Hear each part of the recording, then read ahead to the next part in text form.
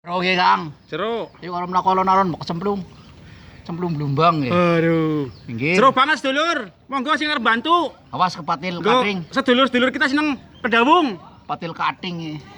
Seru.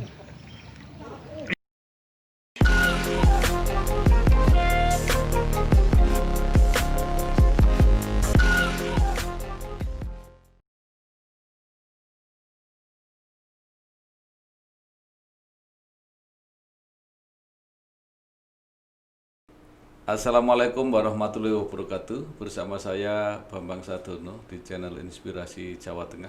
Mudah-mudahan channel ini tetap bisa memberi inspirasi, informasi, motivasi, dan edukasi. Syukur bisa membantu mencari solusi. Kami akan meneruskan informasi mengenai banjir di Cilacap dan sekitarnya. Banyumas juga terlanda banjir. Tidak hanya Kebumen dan Cilacap yang mulai menghadapi banjir, tetapi sebagian wilayah Banyumas juga mulai terkena, setidaknya di Kecamatan Kebasen. Selain curah hujan yang tinggi, banyak sungai yang ternyata tidak bisa menampung beban kiriman air dari hulu, sehingga melimpah ke sawah-sawah dan perkampungan penduduk. Khusus untuk penjelasan warga di Desa Gentasari, Kecamatan Kroya mengenai penyebab banjir diluruskan oleh Kepala Desa yang bersangkutan, Budi Arto. Sebabnya ini termasuk tanggul dari Kali Tipar itu ada yang ada yang bobol 3 tempat. Ya. Oke. Jadi permintaan kita sebagai warga itu supaya tanggul-tanggul itu jangan sampai ditanemin apa-apa gitu. Kalau umpamanya ditanemin bangsa rumput itu lebih bagus. Kadang-kadang kan dicangkulin sama warga-warga akibat tanggul itu kan kurang kuat. Akhirnya ada air itu langsung beda itu jebol. Artinya tanggul itu segera diperbaiki ya. Ya segera itu. Segera ya supaya tidak ada banjir lagi. Betul, ya. Pak, betul. pernah kebanjiran seperti ini Pak? Atau ini berapa tahun ini Pak? Termasuk banjir yang terbesar. Terbesar ya? Ini. Terbesar ya Pak ya? Ya. Belum pernah ada ya Pak ya? Belum pernah ada. Oke Pak, terima kasih Pak dari Jurnal Media Pak. Ya. Ya, terima kasih. Jadi perlu kami klarifikasikan bahwa untuk di wilayah Gentasari untuk saat ini informasi yang disampaikan oleh warga mungkin keliru. Jadi yang tadinya mau menyampaikan mungkin Sungai Siwaja atau apa itu menyampaikan Kali Tipar. Padahal untuk sampai dan saat ini setelah dicek Kali Tipar yang ada di wilayah Gentasari tidak ada yang jebol. Jadi mohon untuk bisa disampaikan dengan yang sebenar-benarnya itu limpahan akibat banjir limpahan dari Sungai Siwaja, bukan jebolnya Kali Tipar. Masalah imbas air itu mengalirnya ke Kali Tipar. Kalau Kali Tipar jebol secara otomatis secara keseluruhan di wilayah Gentasari, Karangbayung Kidul dan lainnya akan terjadi banjir yang cukup besar. Malah justru kalau Kali Tipar sudah surut, yang ada di pemukiman belum surut, malah bisa-bisa Kali Tipar yang dijebol, bukan karena jebolnya bisa dijebol oleh warga. Tapi untuk pengamatan saya yang ada di wilayah Gentasari, Kali Tipar tidak ada yang jebol. Kalau terkait itu di kemungkinan di sungai anakan sungai Kali Tipar yang masuk ke muara Sungai Tipar itu kira-kira ada berapa titik dan lokasinya mana aja selain sungai yang tadi yang Siwaja itu Pak? Oh ya, untuk sungai anakan itu ada 3, Sungai Siwaja, Sungai Tilombok, dan Sungai Kedung Pasung.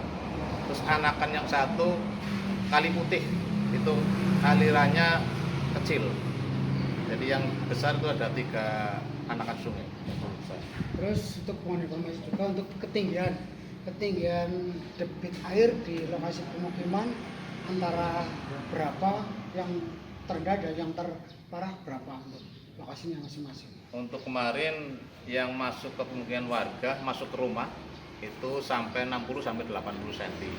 Adapun yang di jalan-jalan itu sekitar setinggi dada orang dewasa, mungkin sekitar 130-an lah, 130-150 cm. Terus jumlah pengungsi satu desa Gendasari, terus dampaknya di areal pertanian ada beberapa hektar yang sudah penyemaian tapi tenggelam. Berapa itu? Untuk kerugian untuk pertanian, khususnya pertanian yang ada di wilayah Gendasari, tanah yang terendam sekitar ada 540-an hektar. Adapun kerugian penyemaian itu secara keseluruhan belum bisa kami prediksikan, tapi rata-rata untuk wilayah yang ada di Gendasari sudah mulai penyemaian. Sementara itu, menurut Kepala Dinas Sumber Daya Air dan Tata Ruang Pemerintah Provinsi Jawa Tengah, Eko Yunianto, sungai-sungai memang membutuhkan pemeliharaan rutin dengan rehabilitasi dan revitalisasi. Pemerintah Provinsi Jawa Tengah memang mengalokasikan anggaran untuk rehabilitasi dan revitalisasi sungai ini. Namun yang bertanggung jawab langsung adalah Balai Wilayah Sungai BWS Serayu Opak.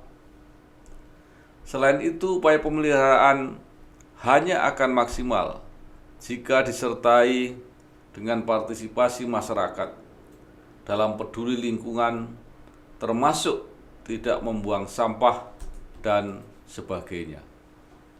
Sementara itu, juga ada keluhan dari warga Desa Kedung Benda, Kecamatan Nusawungu, atas rusaknya pintu air di desa tersebut yang menyebabkan masuknya air dari Kali Gatel dari arah wilayah Kabupaten Banyumas ke beberapa desa di Kecamatan Nusawungu. Warga desa mengharapkan agar pemerintah segera memperbaiki pintu air tersebut. Di Banyumas, sedikitnya 250 rumah tergenang di Desa Kalisalak, Kecamatan Kebasen, karena luapan Sungai Lebeng. Menurut laporan Suara Merdeka, banjir ini pertama kali terjadi sejak 14 tahun, tidak pernah terkena. Selain Kalisalak, banjir di Kecamatan Kebasen juga dialami oleh Desa Adisana. Di Desa Adisana bahkan ada 3 rumah yang roboh terkena banjir. Di Nusawungu dan Kroya, solidaritas masyarakat cukup tinggi untuk saling membantu. Bantuan makanan dilakukan secara sukarela melalui dapur umum yang diselenggarakan oleh masyarakat sendiri. Kegiatan bantuan sosial ini antara lain juga dilakukan oleh PKM dan PPNI, Persatuan Perawat Nasional Indonesia, Komisariat Kroya.